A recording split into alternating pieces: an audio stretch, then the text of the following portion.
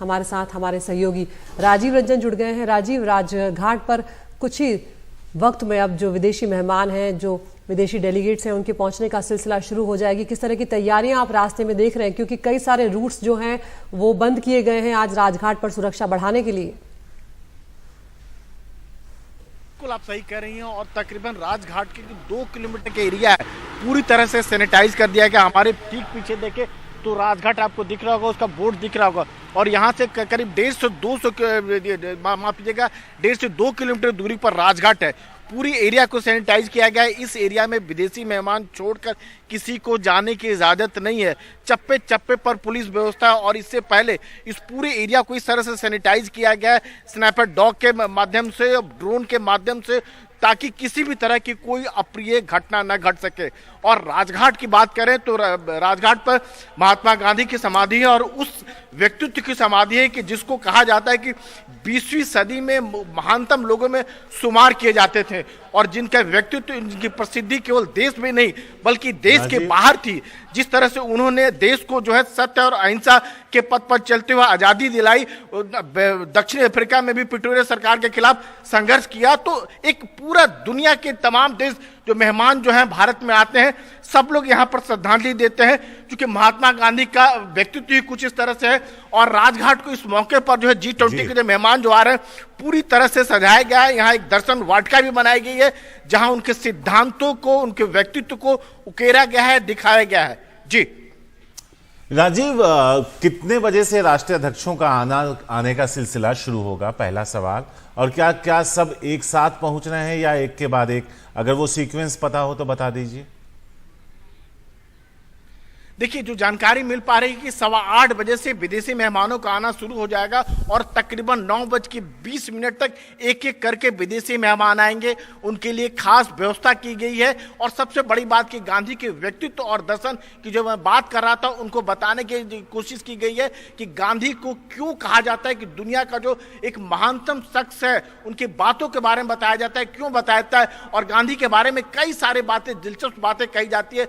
सबसे बड़ी बात यह भी बताई जाती है कि एक दफा जो आपको बताएं कि ब्रिटेन के जो किंग थे, उन्होंने उनसे मिलने के लिए बुलाया और गांधी जी केवल धोती पहने हुए उनसे मिलने के लिए बकिंघम पैलेस पहुंचते हैं। और वहां के जब किंग थे, ब्रिटेन के किंग, तत्कालीन किंग, जब पूछते हैं कि आप इस तरह से कपड़ों में क्यों आ गए, तो उन्होंने कहा कि हमारे जो कपड़े हैं, आधे कपड़े तो आपके लोगों ने छीन लिया।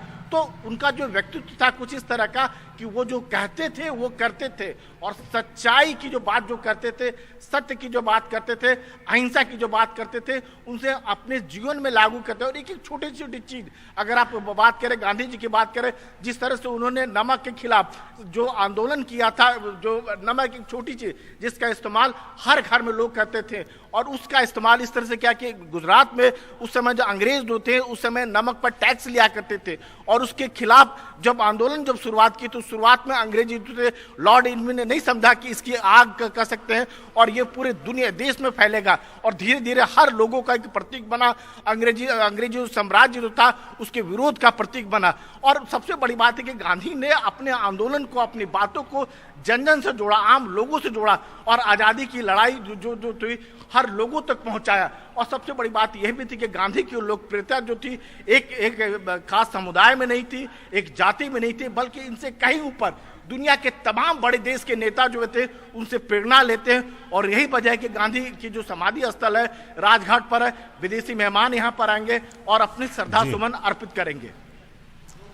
राजीव, अगर देखें महात्मा गांधी का नाम जब भी जहन में आता है तो अहिंसा, मोहब्बत, साथी, शांति, अमन, ये सारे अल्फाज हैं जो जहन में आते हैं। और जब दुनिया के सारे बड़े नेता वहां पहुंचेंगे तो शायद वहां से वो संदेश लेकर जाएं अमन का।